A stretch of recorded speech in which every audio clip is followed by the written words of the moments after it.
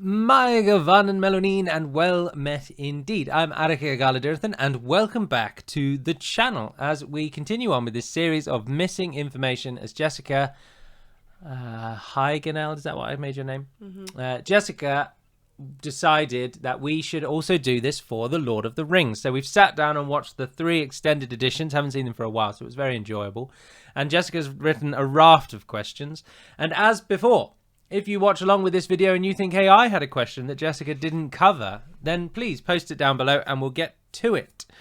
We shall do another video for the Two Towers and then a third for the Return of the King, and then we'll see where we are. But for now, this is the Fellowship of the Ring, and these are Jessica's questions. So say hello first, Jess, and then dive into your questions. Hello.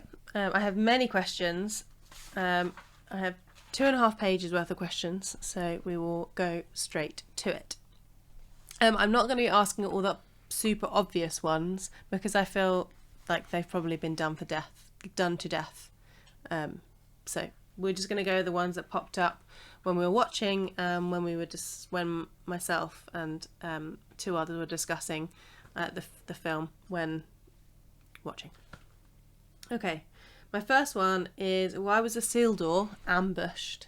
Isildur. Because they are travelling from somewhere to somewhere, and he is ambushed. Mm-hmm. Why is he ambushed? I don't know that we're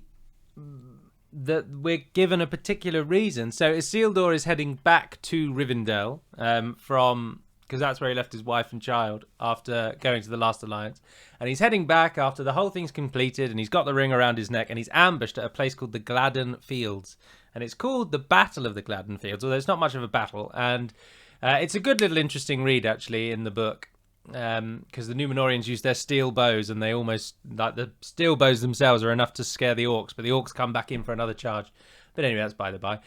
He's ambushed, to my knowledge, just purely because he needed to die, and that was Tolkien's way of him dying. But they didn't know that he had the ring. No, not to my knowledge, no. And the ring, that's when the ring is lost. That's what the film does do right. It goes into the river from his dead body. But I don't think, they're not like being tracked or anything like that.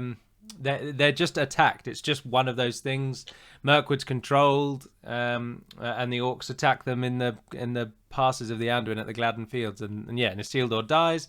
But some messengers do get out, and they bring the news of his death. Okay. My next one was, why does it take Sauron to return? Why does it take Sauron to return? So long to return, sorry. So from the prologue to then him being the main enemy again? Well, yeah. Right, so obviously Sauron is a Maiar, so he can shapeshift, and then after the events of the Rings of Power, when that show concludes, Sauron brings about the downfall of Númenor, and in that downfall he loses his body. But part of the sort of... he's then cursed with the ability to no longer shapeshift. So after the destruction of his body in Númenor, when he then reforms his body later on, he can no longer appear fair of form. But the reason that I mention that is because the general presumption is that the more times a Maiar is killed, the lesser their spirit sort of becomes, and harder it is for them to then retake shape. So Sauron just has to take this period of time to rebuild his energy, and we don't get too much more info on it from that. Tolkien might go into it more in the letters, possibly, but yeah, to my knowledge, you just get this general idea that the more times a Maiar is killed, the harder it is for them to take shape again and to return to their previous power level. And of course, at this point in the story, after the prologue of The Lord of the Rings, so when Sauron is killed by Gil-galad and Elendil, the ring is now a thing, and very much, obviously, he's poured part of his being into the ring, so him not having it makes it even harder for him to come back. But he does actually come back much sooner than the film would have you think.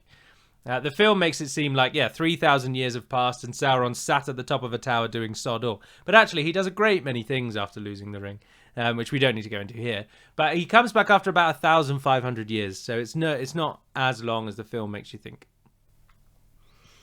Sorry, I was just laughing or smiling to myself because when we watched this bit when we were watching this section, my sister made reference to the fact that the ring was like a Horcrux, and it made me laugh.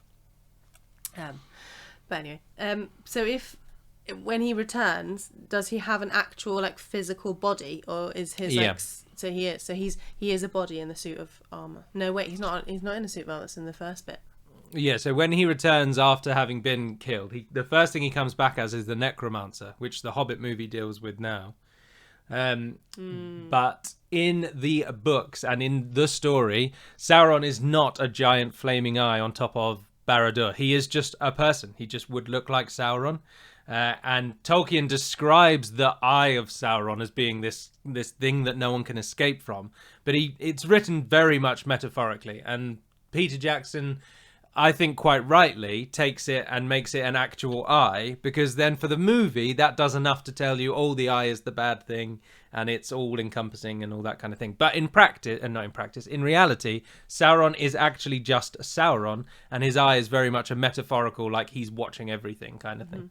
Mm-hmm. Okay. Moving on and changing tack slightly, changing subject slightly. What happens to Frodo's parents? Oh, they die. They die in a boating accident, I think.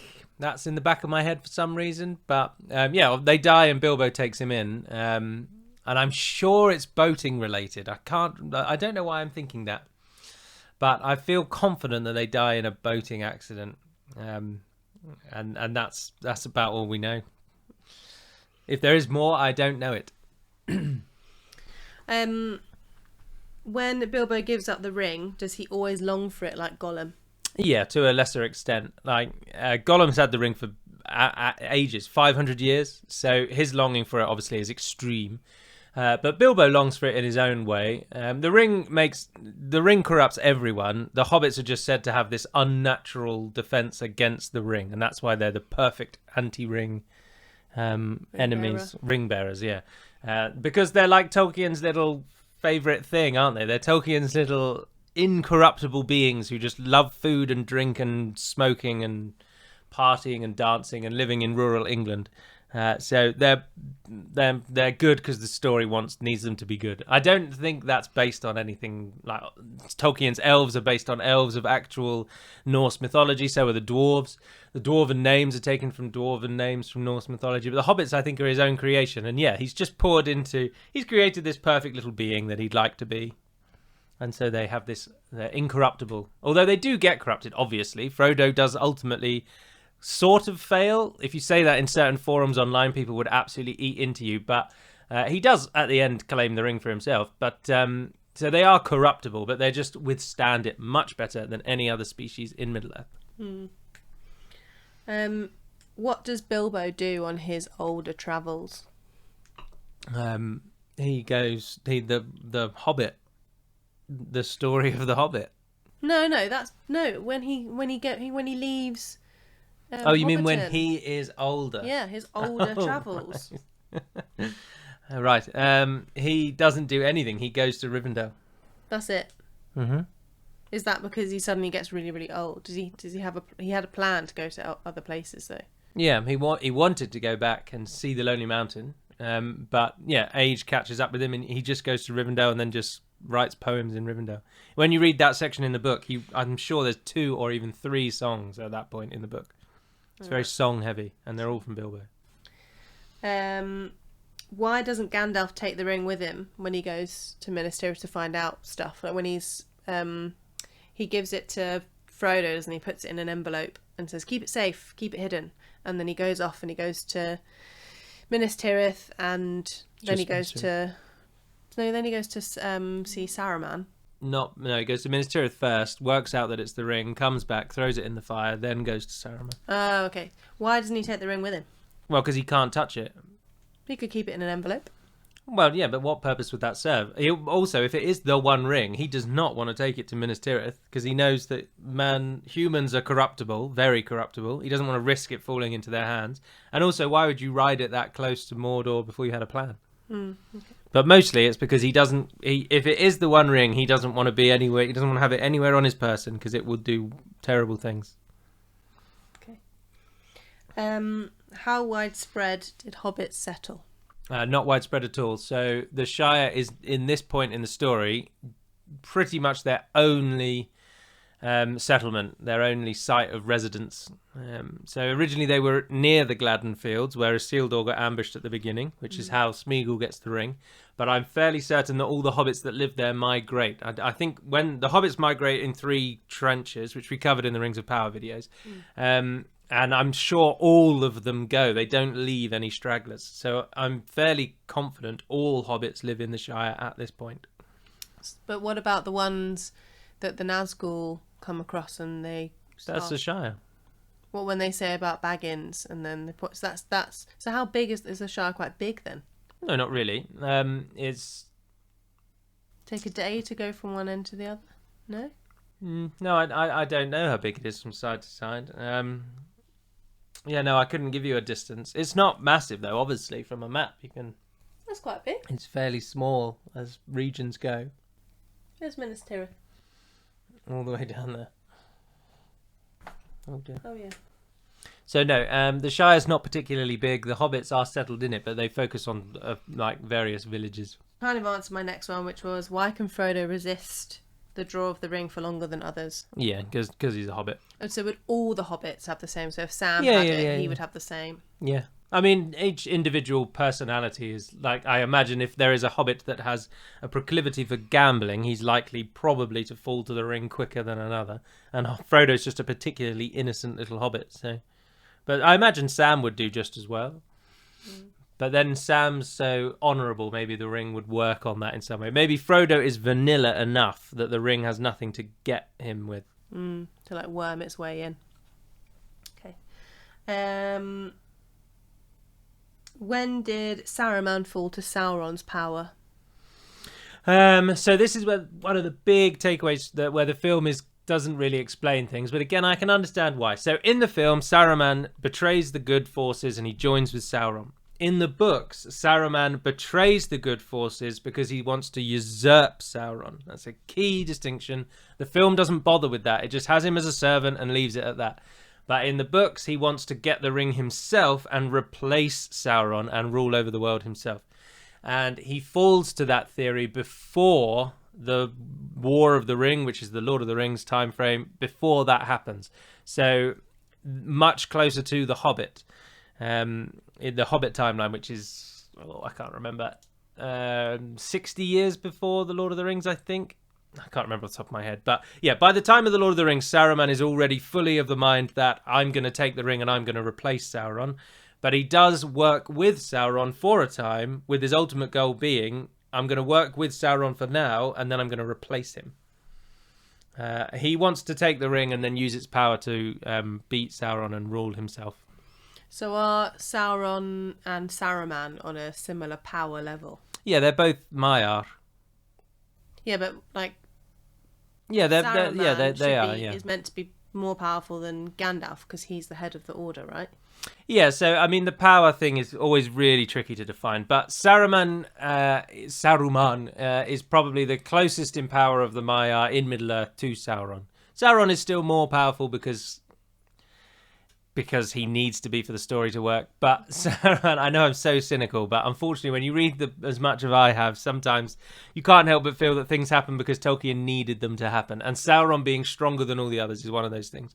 Sauron and Saruman have been alive as long as each other. They both served under Aule. They both have an interest in creation and building things.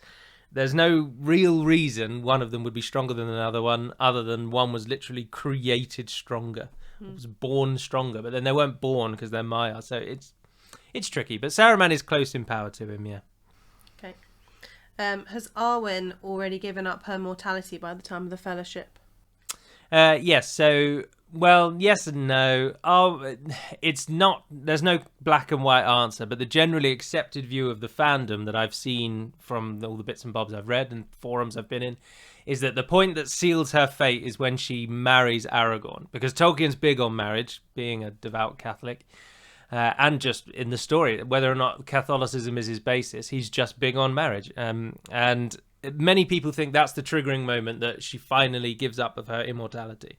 But she, up until that point, she always still does have her choice. So for the purposes of the film and the books, she hasn't quite given up the immortality yet, which the film leans on quite a lot, doesn't it? And then Elrond takes her hands and he's like, oh, the life of the Eldar is leaving you. And she's like, oh, this is my choice. That's sort of right. The more she gets in bed with Aragorn, pun intended, the more her immortality passes. But it's generally accepted that the marriage is the point that she loses it. But she has to have mentally given it up, doesn't she, for that to work? Yeah, it's her own choice, yeah. It doesn't just, like, go away. No. What was the Watchtower before it fell to ruin? The one that Frodo got stabbed in? Was it anything? I find it very difficult not to make a sarcastic joke here because you have quite literally answered the question in your own question.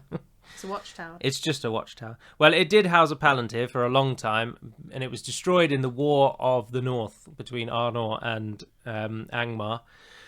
And it was destroyed ages and ages and ages and ages ago. And actually, no, I don't think it did house a palantir. No, it did house a palantir, but it was moved to Arthedain, and then... Anyway, that's another story. But it was just a watchtower on a hill range. But it was a special thing. Well, not really, no. It was just a big watchtower. It was just marked the border of, 3 of the Arnorian states. And they're just a prominent hill range in Eriador, so they built a tower on top of it. Okay. Can Nazgul die? No, they can't. So that's the shade thing. With Sauron's destruction, or rather the ring's destruction, it's generally taken that at that point they fade into the Wraith world entirely, leaving the physical realm behind. So you couldn't kill poltergeists. Yeah, but and the Nazgul, the Witch King, obviously dies in the 3rd film, thus rebutting exactly what I've said. But he's taken as a very unique example. And it's a toss-up on how he dies. Number 1, Merry stabs him in the leg with a magical sword from Numenor, which the film doesn't cover, but that's what actually happens in the book. Merry gets this dagger from a Barrow-White tomb in the first book, and he uses that to stab the Witch King. And it's taken to be that the power of Numenor is strong enough to banish the Witch King. But then the Witch King has obviously the classic pun prophecy that he can't be killed by a man, and then Eowyn's a woman. And so again, the fan base is divided. If you asked why does the Witch King die when Nazgul can't die, many people will tell you it's because he was stabbed by a magic dagger, and then other people will tell you it's because the prophecy was created for him, and like the power of prophecy is strong enough to kill him.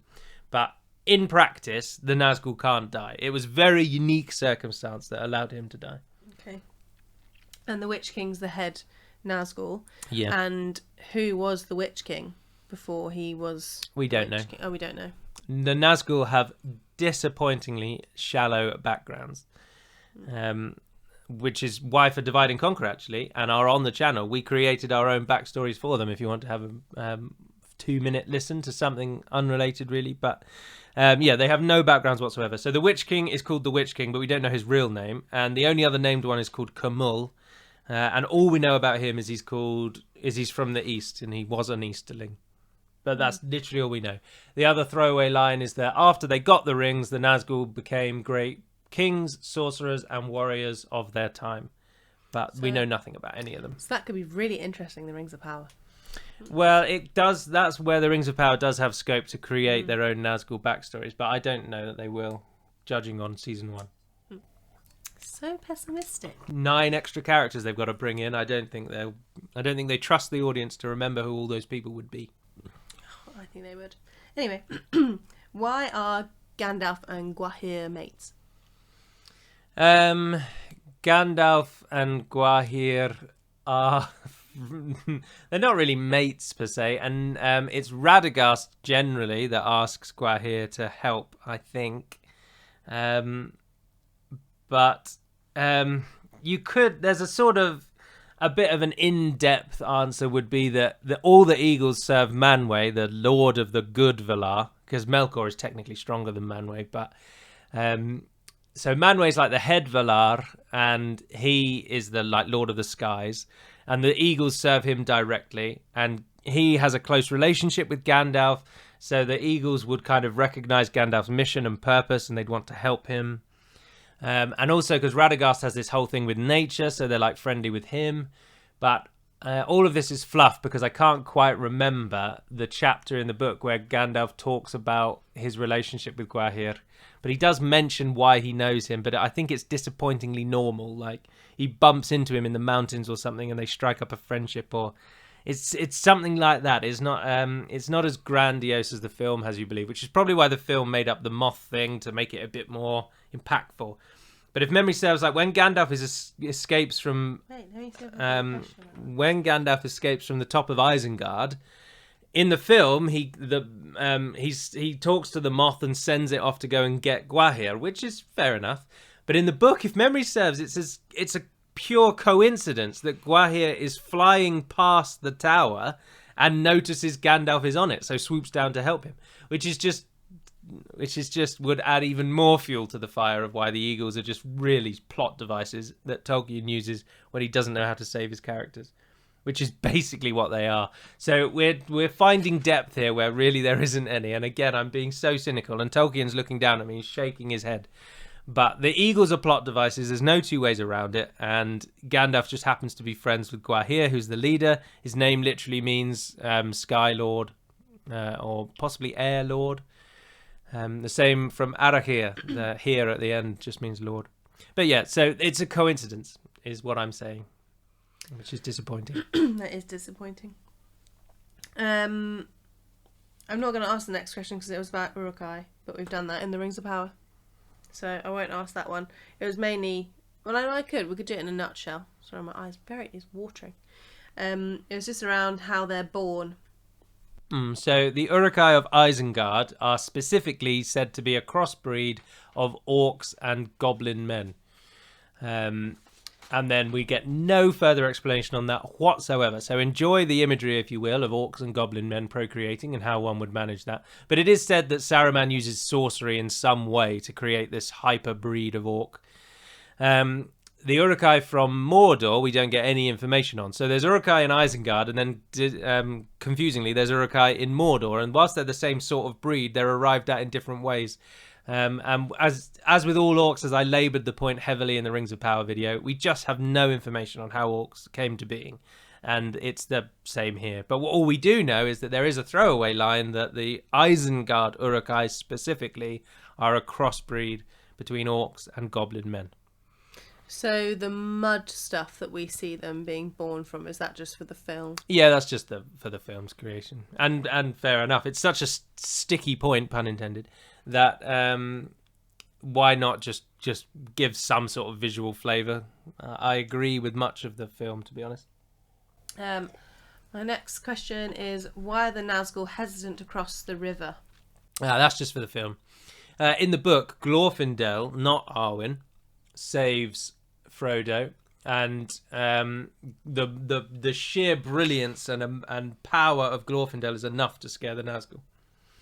But that doesn't happen in the film, and in the film they're just hesitant so that they can have a little moment where they can talk, which buys Arwen enough time to raise the river. The river does rise in the book, but it's raised by Elrond, not by Arwen.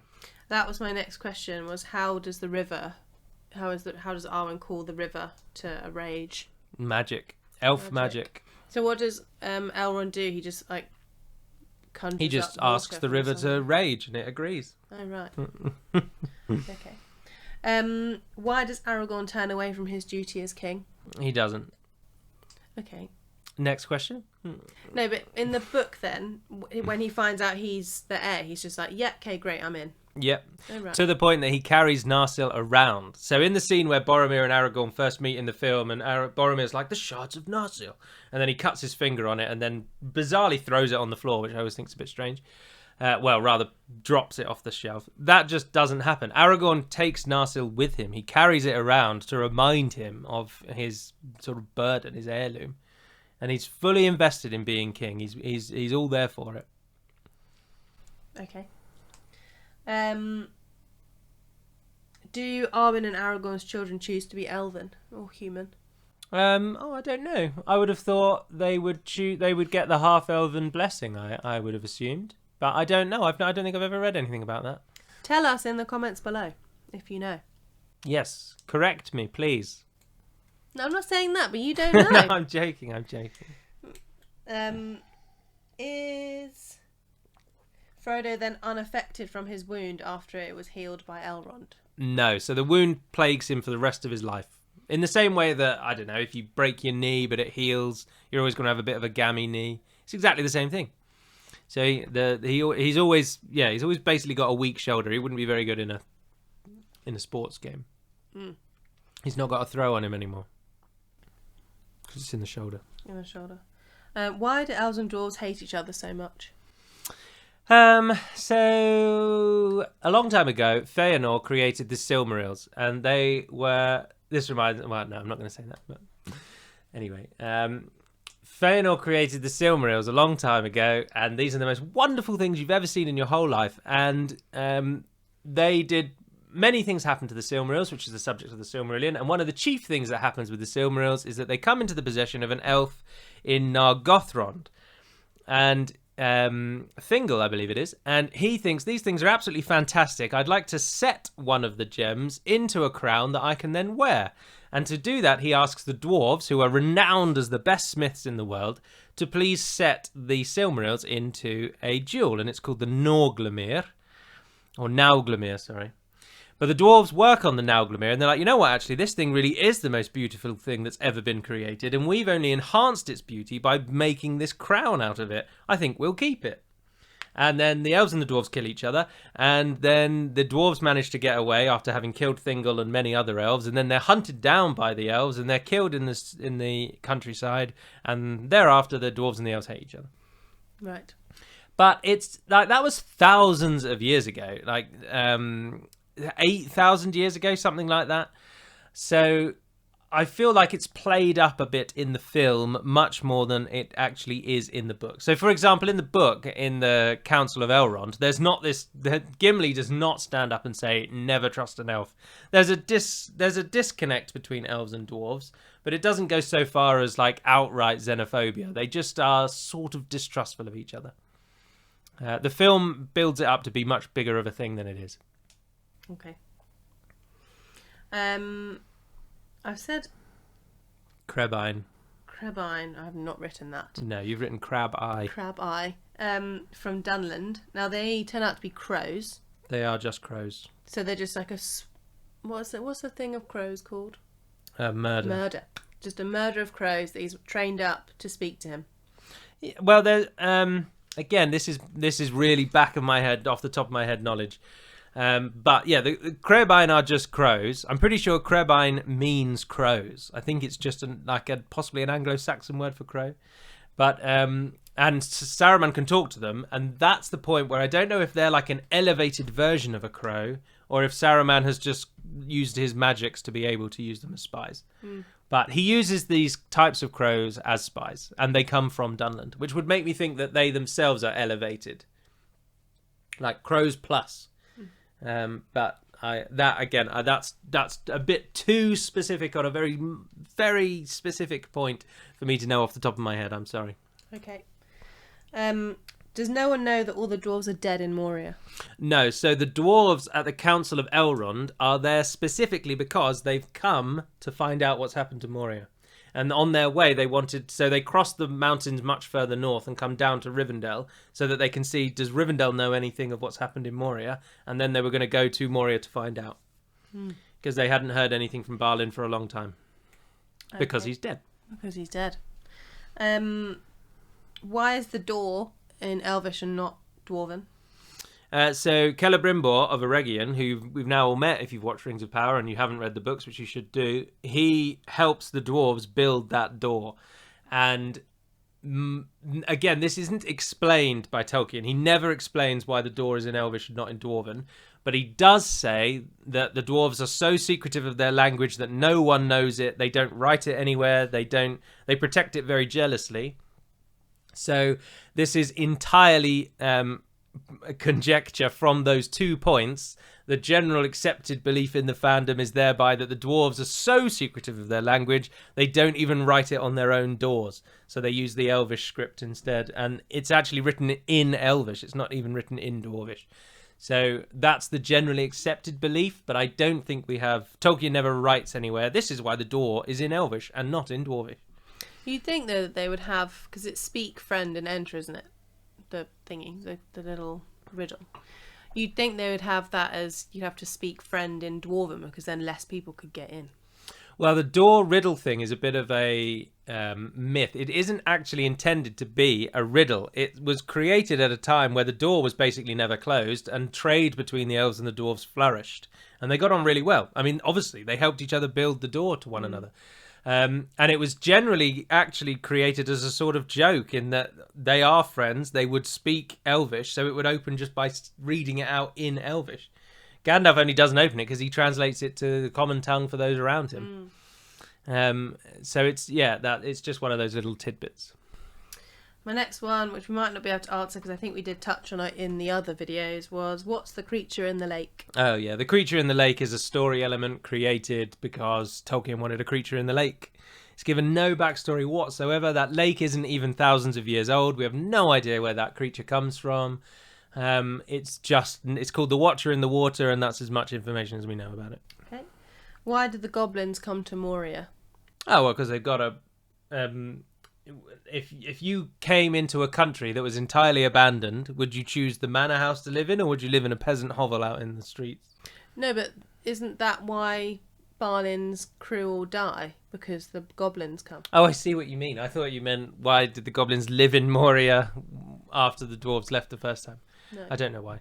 The goblins, well, the dwarves stir up the mountain for a start. Their colony survives for, I think, 5 years. Dwarves and goblins hate each other anyway. They have a lot of beef. So the goblins just come to try and kick them out. When they find out that they're trying to resettle it, they're like, no, none of this. Not on our back door. So they come and try and kill them. And they do. Are Moria and Khazad-dûm the same place? Yes. Khazad-dûm is the dwarvish name for it. And Moria is what it becomes after the dwarves are ousted. And Moria is Sindarin for Black Pit. That's because that's where the Balrog is. No, it's because it's now an abandoned pit. Oh, right.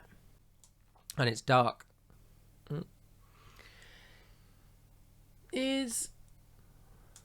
So Moria is the same place that we're currently seeing, isn't it, in the Rings of Power? Yes. Yeah. We haven't seen the big hall that we see in... No, the Dwarf. Yeah, I haven't seen that yet. I said, are orcs and goblins the same or similar? Yeah, they're the same. Goblins, I'm pretty sure the Hobbit calls them goblins, because it's much more of a theme of a children's book. And goblins generally are more sort of acceptable, I would think.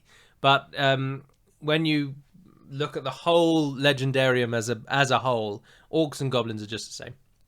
Goblins just tend to live in mountains, and so they've been renamed to separate them from their non-mountain dwelling counterparts. Okay. My next is not a question; it's more of a statement. I've written down that I feel like they could have pulled Gandalf up from the ledge, from the broken bridge. Yes, and that's easily answered. In the book, Gandalf does not hold onto the ledge, say fly you fools, and slip off. Instead, the Balrog whips him, pulls him off the ledge, and as he's falling through the air, he screams back at them, fly you fools. And they hear him, and that's it. So that's just done for the film so that he can say those lines. Say those lines properly. Yeah, rather than have him shout them up from the cabin as he falls. Yeah. Yeah, the film does make it a bit silly because it's like the door from the Titanic, isn't it? Gandalf could have climbed up that ledge and Leonardo DiCaprio could have gotten on the door. Yeah. It's just for films to give them stakes. Yeah. I've said, where is Legolas from? Legolas is from Mirkwood, but he could possibly be from Beleriand, which is the land from the First Age that sunk beneath the sea. We don't know because Legolas has got one of the weakest backstories in the whole Legendarium. We don't know who his mother is. We don't know when he was born. We don't know how old he is. We don't know where he was born. We know nothing about him other than he's called Legolas, which isn't even an attested Elvish word to make it even worse.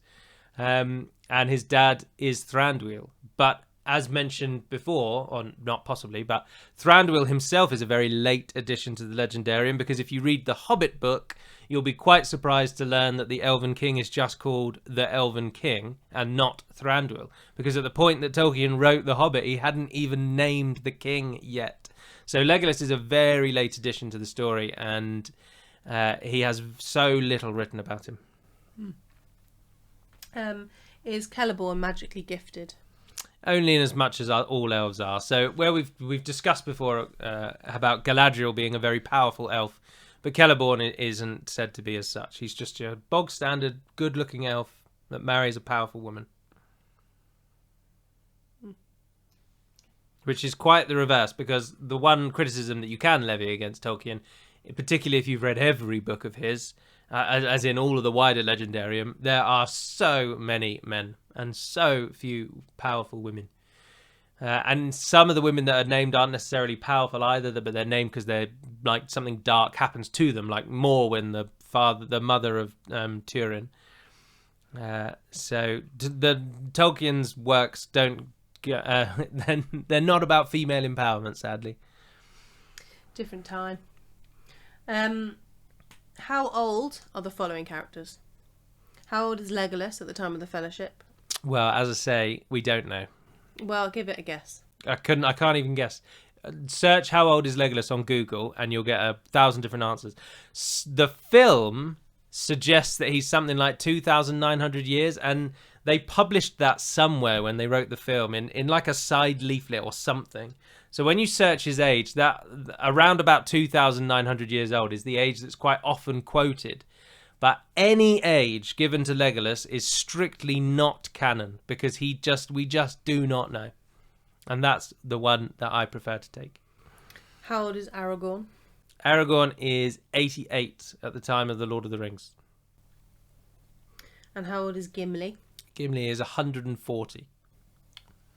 Getting on both of them live to... Gimli lives... Well, we don't know when he dies in Valinor, but he's 240 odd when he leaves, or 253, I think. Something like that. That's when Gimli leaves Middle-earth, and Aragorn dies when he's 210. But dwarves generally live to 250 years, so he's doing well. Gimli does go off when he is likely to die anyway, so he goes and lives the last few years of his life in Valinor. And Aragorn gives up his life of his own free will. He quite literally walks up to his funeral bed, bids farewell to his son, lays in the bed and dies, because he feels it's the right time, and it's a power given to Númenóreans, apparently. Again, this is just bizarre, where they can basically die at will. It's not expanded on. It's barely ever mentioned in the books, and Aragorn's one of the only examples really that uses it, but he chooses when he dies, and he dies of his own free will. And how old is he then? 210. I mean, he could have gone on a little bit longer. It's like halfway of some of the Númenóreans. Well, no, well, it's halfway of the oldest Númenórean ever, but that was Elrond's twin brother, so he has elven blood to help him. But the Númenóreans lived to be about 350 to 400 in their sort of heyday. Got like 90 years left on him yet. And then it diminished down to about 250, I think, by the time of Ar-Pharazôn. So Aragorn did all right, but he still didn't live as long as his ancestors could have lived. But that's the point. That's the Númenóreans' blood diminished. That was very much the point. Is Gimli important in like the dwarven? He's in the royal family, but very removed. I can't remember that off the top of my head, sorry, and I'm not just going to sit here and try and guess because that would be boring, but he's related to the king.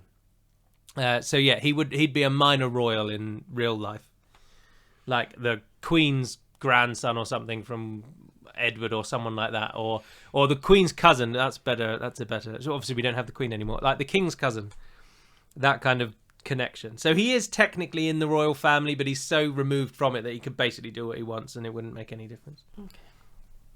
Okay. Do the ring wraiths keep their rings?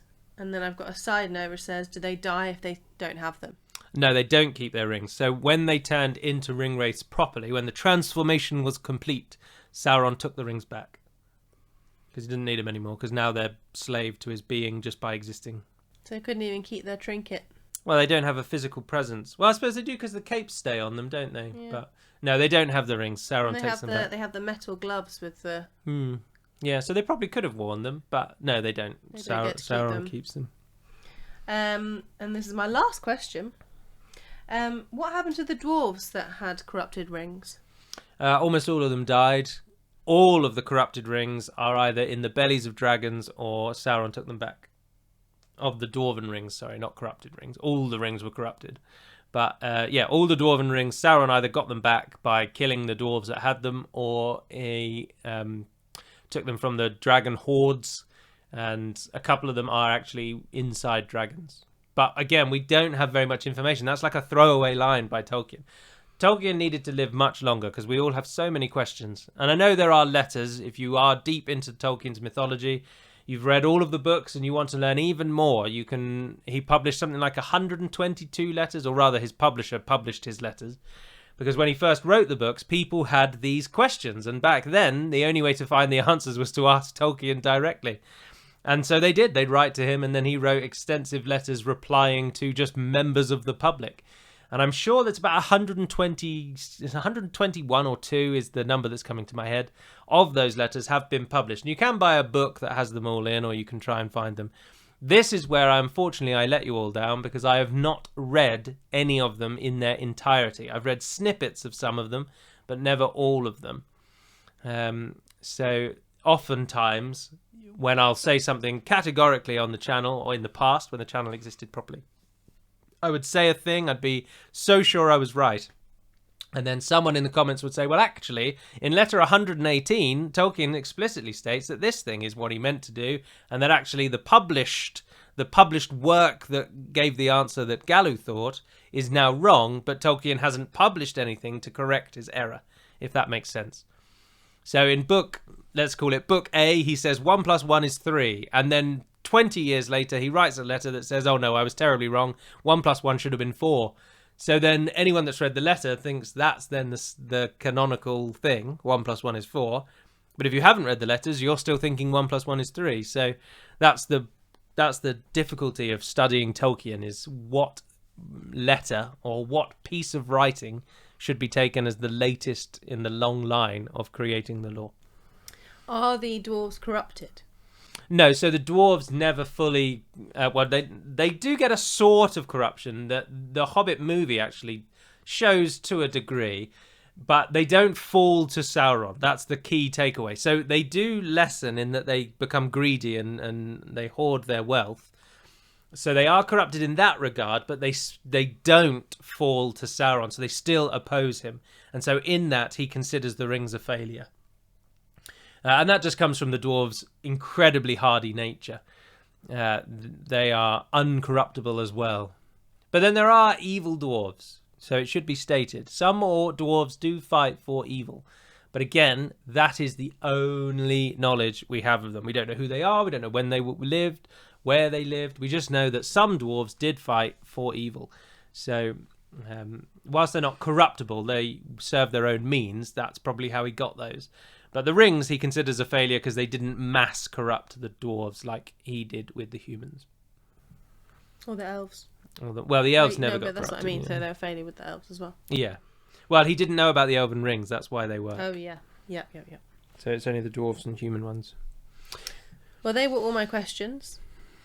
Yeah, no, that was good. That was a good roundup. And that's the Fellowship of the Ring done. So we've already watched the other 2, so we'll record the next ones and we'll try and do one a week, and we'll get them all out ideally before Christmas, because it just seems right that the channel should end at the turning of a year, so then I can do the farewell message in the week that I'm off work after Christmas. So that's Fellowship of the Ring. If you have any questions, and it's not why didn't the Eagles fly the ring to Mordor, then please post it in the comments down below. That might be a question and in the third one. We'll come to it, and we'll answer those. If you have any thoughts or speculation on The Lord of the Rings, if you haven't watched it, use this as an opportunity to watch along with us, and we'll get to it. But for now, that is all. So thank you very much for watching, if indeed you have. And until we speak again, dear friends, Navair Neden Pedemad Melunin. And farewell.